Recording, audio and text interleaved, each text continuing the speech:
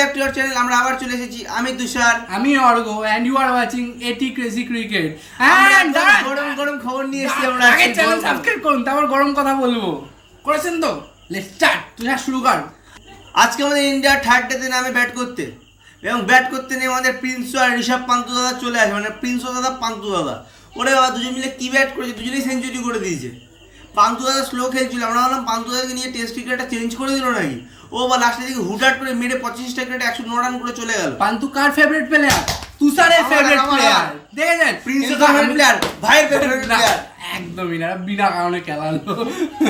আমার favourite player Virat Kohli. আমারও favourite player Virat Kohli, but তারপর আমার ঋষভ পান্তকে খুব ভালো লাগে, ওরা অ্যাগ্রেসিভ ক্রিকেটের জন্য। তো বাট আমি যেটা ব্রিফিং দিয়ে দিই, ব্রিফিংটা হলো যে ঋষভ পান্ত আর শুভমান গিল ব্যাট করতে আসে, এবং আগের দিন আমি বলেছিলাম যে ঋষভ পান্তকে যদি বড় ইনিংস তৈরি করতে হয় তাহলে তাকে ধরে ধরে খেলতে হবে ব্রেকের পর, অ্যান্ড সেটাই হয়। আমার কথাটা ঋষভ পান্ত শুনেছে, কারণ কি রাত্রিবেলা কথা হয়েছিল আগের দিন। হ্যাঁ জানি।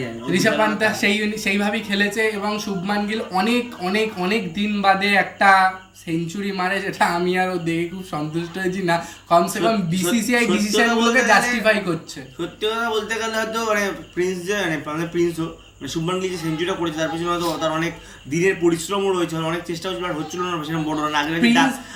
শুভমান গিল চালতা ফিরতা বাবার আজম হয়ে গেছে। আগের ম্যাচে যেমন ডাক করে গেছিল, সেখানে আছে একটা সেঞ্চুরি হয়েছে অনেক বড় রান। বাট হয়তো এই ম্যাচের প্রথম থেকে জয়সওয়ালকে ধরে খেলতে বলছিল, হয়তো তখন থেকে মাইন্ডসেট ছিল যে আমি এটা ধরে খেলবো, আমি রান করবো। এই জন্য জয়সওয়ালকে সেম জিনিসটাই বলছিল।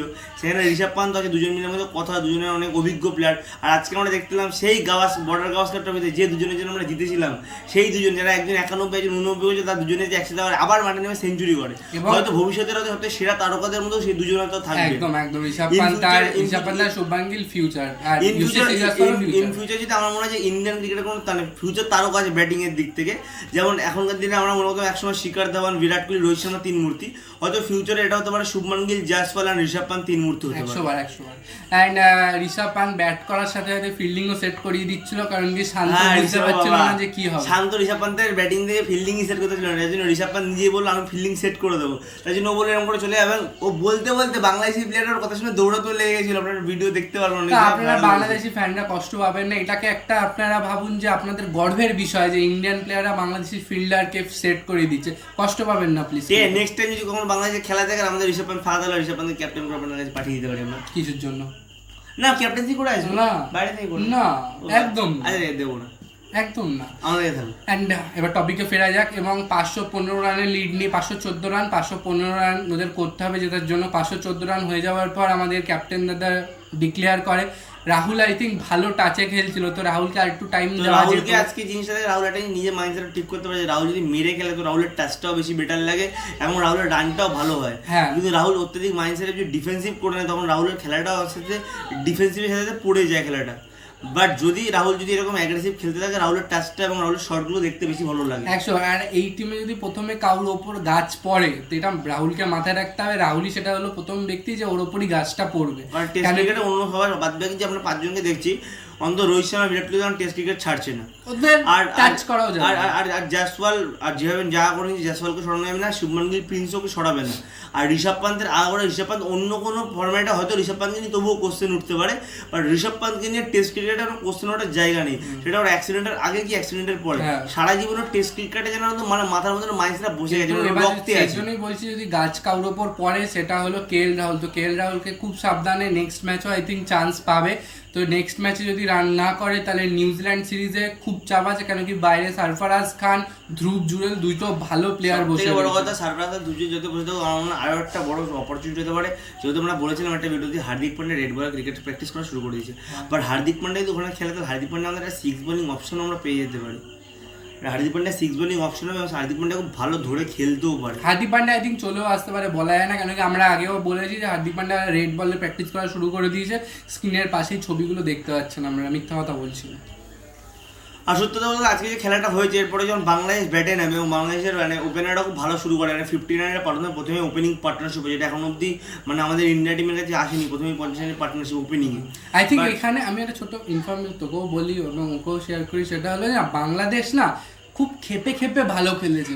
মানে যেমন দেখা যায় যে ফার্স্ট ডেতে প্রথম দুটো ইনিংস খুব ভালো খেলেছে, এইখানে প্রথম দুটো সেশন খুব ভালো খেলেছে এবং এইখানে এই সেশনটাও যখন শুরু হয়েছিল প্রায় 100 রানের হয়ে গেছে, তখনও সেটা ভালো খেলেছে, দেখে লাগছিল যে না ভালো মারছে, ভালো টাচই আছে। হ্যাঁ ভালো। বাট প্রথম দুজন আউট হয়ে যায়, তারপরে মুমিনুল হক প্লেয়ারটা তাড়াতাড়ি চলে যায়। তো একসময় খুব ভালো খেলেছে মুমিনুল হক বাংলাদেশে।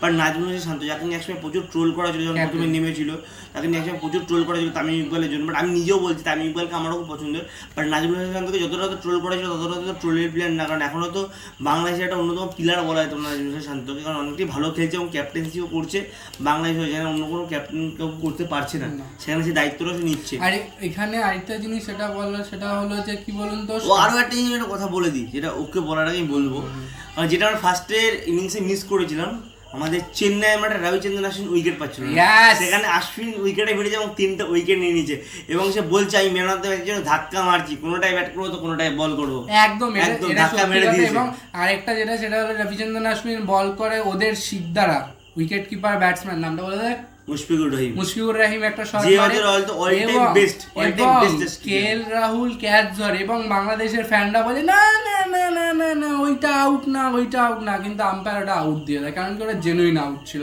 হ্যাঁ, একটু বাংলাদেশের ফ্যানরা হয়তো কন্ট্রোভার্সিয়াল হয়ে বলতেই পারেন আপনারা ওটা আউট না, ভারত চিটিং করেছে, সেটা আপনাদের জেনেটিক্স রক্তের মধ্যে রয়েছে, ভারত চিটিং করে এটা বলা। হ্যাঁ, এটা ঠিক কথা, কারণ যে যেরকম সে তো সেরকম। হ্যাঁ স্বাভাবিক, বাবার থেকে ছেলে যা শেখে সেটাই স্বাভাবিক। এবং কেএল রাহুল সেই ক্যাচটা ধরে এবং তারপর যা হয়। তারপর আসা যাক সাকিবুল হাসানের কাছে। সাকিবুল হাসানের একটা ছোট ইনফরমেশন দিয়ে দিই, আপনারা হয়তো সবাই দেখছেন যে সাকিবুল হাসান করে এটা কি দড়ি ধরে করছে, মুখে নিয়ে করছে। ওটা যে কারণে সে করছে তার কারণে মাথায় যখন ব্যাট করতে দাঁড়ায় মাথাটা সেটা পড়ে যায়, তো সেই কারণে মুখে দিয়ে অতটা পড়ে যায় না, ডিসব্যালেন্স সেই কারণে মুখের মধ্যে ওটা চাবিয়ে রাখা যায়, মাথাটা ব্যালেন্স থাকে এবং সামনে গিয়ে ড্রাইভ টাইপ মানে এইভাবে ধরে রাখলে এইভাবে টান মজবুত থাকে। হ্যাঁ, এবারে ড্রাইভ টাইপ যখন করতে তখন পাটা সামনে খুলবে, এক সাইডে কাত হবে না, সেই জন্য তার খেলাতে অনেকটা হেল্প হবে, সেই কারণে সে ওটা ইউজ করছে। এটা এখন নতুন টেকনোলজি না, এটা একটা পদ্ধতি। রাহুল দ্রাবিড়ও যেরকম করতো, রাহুল দ্রাবিড় এইসব কিছু ব্যবহার করতো না। রাহুল দ্রাবিড় এই রাইট শোল্ডারের উপর কন্টিনিউয়াসলি এরকম ভাবে হেডটা রাখতো, যদি এই দিকে না পড়ে যায়। এরকম রাহুল দ্রাবিড়ের যখন খেলা দেখবেন সেটা আপনি দেখতে পাবেন। ঠিক আছে, আমি একটা কথা বলি, ওর মধ্যে তাকে তাকে দেখছি রাহুল দ্রাবিড় আর রাহুল দ্রাবিড় খেলা তুই দেখেছিস? হ্যাঁ, বাদ দিন, অত কথা ফেলবো না, কাটতে হবে সব বসে বসে। এবার ভিডিওর আমরা এন্ড পজিশনে এসেছি। ভিডিওর এন্ড পজিশনে একটা কথা বলে দিই, এই যে ওর হাতে লাল বলটা, এই বলটা নিয়ে অশ্বিন 3 উইকেট নিয়ে নিয়েছে, আমার কাছে এটাই বড় কথা। আমি এতক্ষণ বলছিলাম যে আপনারা কমেন্ট করুন কে পাবে ম্যান অফ দ্য ম্যাচ। আমি বলছি অশ্বিন দাদা ম্যান অফ দ্য ম্যাচ হয়ে গেছে, সেঞ্চুরি প্লাস 3 উইকেট কেউ নিতে পারে, কেউ না। এখনো 6টা উইকেট আছে, 2টো বেরো করে দিতে পারে। এখনো 6টা উইকেট আছে, এখনো 2টো বের করে দিতে পারে। কিন্তু এবার যদি রবীন্দ্র জাদেজা 5 উইকেট নিয়ে চলে, তখন রবীন্দ্র জাদেজা আবার ম্যান অফ দ্য ম্যাচ, তাও 2টো পেয়ে যেতে পারে। 6টা যদি 5টা যদি রবীন্দ্র জাদেজা নিয়ে যায় তাহলে কি করে পাবে? 3টে না, 2টো লাগবে তো, আর 5টা নিল। আমি যদি 5টা নিব, 6টার মধ্যে 5টা নেব, 6টার মধ্যে 5টা নেবে, আর একটা নিলে 4টে হয়ে যাবে। তাহলে হয় না, আগেটা 2 উইকেট নিয়ে যেটা 5-7 উইকেট, ওটা একটা সেঞ্চুরি আছে আর 86 রানটা কম। আমাদের নিজের মধ্যে কন্ট্রোভার্সি করে লাভ নেই। তো যদি আপনাদের মনে হয় যে রবীন্দ্র জাদেজা অশ্বিন, আপনারা আজকে আবার লিখুন কে হবে ম্যান অফ দ্য ম্যাচ, কে হবে। না, দেখা হচ্ছে নেক্সট ভিডিওতে। আশা করি কালকের ভিডিওতে ইন্ডিয়া উইনার হয়ে যাবে এবং আমরা জেনে যাবো যে কে ম্যান অফ দ্য ম্যাচ হচ্ছে। কালকে হয়তো একটা জিনিস দেখতে যেতে পারি, যে হয়তো যদি শান্ত আর সাকিব একটা ভালো পার্টনারশিপ করে, তো হয়তো বাংলাদেশের একটা চান্স আছে কোথাও না কোথাও, যেটা সেটা হচ্ছে 1% চান্স আমি বলছি। কারণ ওদের নিচে দিয়ে ব্যাটসম্যান দুটো আছে, মেহেদী হাসান মিরাজ আর লিটন দাস, তারা অনেক সময় দেখা গেছে বাংলাদেশ যখনই কাদা জলে পড়েছে 357 রান লাগবে, এখন 357 হলে হবে না। দেখুন আজকে ওরা দুজন মিলে নাজমুল হোসেন শান্ত আর যদি সাকিব হয়তো করতে পারবে না, যদি 150 রানটা পার্টনারশিপ করে দেয় এবং তারপরে 200 বাকি থাকে, তখন লিটন দাস আর নাজমুল আর মেহেদী হাসান মিরাজ যদি ব্যাটে আসে, তো আজ পর্যন্ত অনেকবার দেখা যায় যখনই বাংলাদেশ নর্দমায় এরকম করে পড়েছে, তো মেহেদী হাসান মিরাজ আর লিটন দাস এরকম করে তুলেছে ওদের দুজন বাংলাদেশ টিমটাকে। যতক্ষণ না লিটন দাস আর মেহেদী হাসান মিরাজ আউট হচ্ছে, আমার শান্ত সাকিবকে নিয়ে মাথা ব্যথা নেই, ওখানে একজন আউট হোক আমার দেখে লাভ নেই। লিটন দাস আর মেহেদী হাসান মিরাজকে একমাত্র আমার মনে হয় যে এই দুটো প্লেয়ারই এখন বাংলাদেশ টেস্ট টিমে শান্ত ভালো প্লেয়ার। মেহেদী হাসান মিরাজ আর লিটন দাস যেরকম প্রেশারে খেলতে পারে আর যেরকম প্রেশার মাথায় নিয়ে তারা খেলে, তো এটা একটা মানে বলা যেতে পারে যে বাংলাদেশের ক্ষেত্রে মানে খুবই একটা পজিটিভ থিংস, যে না তাদের দুটো প্লেয়ার আছে যারা ইন ফিউচার বাংলাদেশকে সাপোর্ট করবে, বাংলাদেশকে নিয়ে এগোবে। এটা সত্যি কথা, খুব ভালো কথা। অ্যান্ড আমি একটা কথা এর সাথে যোগ করতে চাই, যদি বাংলাদেশ টিম জিতে যায় ম্যাচ, আমি আমার গোপ দেখতে পাচ্ছেন, গোপ উড়িয়ে দেবো, শুধু গোপটা উড়িয়ে দেবো। বাংলাদেশ বাকি ডাইরেক্ট আমি আমি নিজেও যাই ইন্ডিয়া টিম জিতুক, তো বাংলাদেশ জেতার কথা বলবো না ভাই, তোর গোপ কাটতে হবে না, বাংলাদেশ হারছে হারছে হারছে। তো আমরা ভিডিও এখানে এখন শেষ করছেন। প্লিজ আপনারা চ্যানেলটাকে লাইক করুন, চ্যানেলটাকে সাবস্ক্রাইব করুন, ভিডিওটাতে লাইক ধরে ভিডিও করছি, প্লিজ সাবস্ক্রাইবটা করে দেবেন, সাদাই আমার কষ্ট হয়। প্লিজ এরকম একটা বল নেবেন, বল নিয়ে ফোনের মধ্যে ছুঁড়ে মেরে একটা সাবস্ক্রাইব বাটনটা টিপে দেবেন। সুত্তে হবে না, হাত দিয়ে করবেন, বল ছিল ফোন ভেঙে গেলে আপনার লস হবে। দেখা হচ্ছে next video. Tata, bye bye.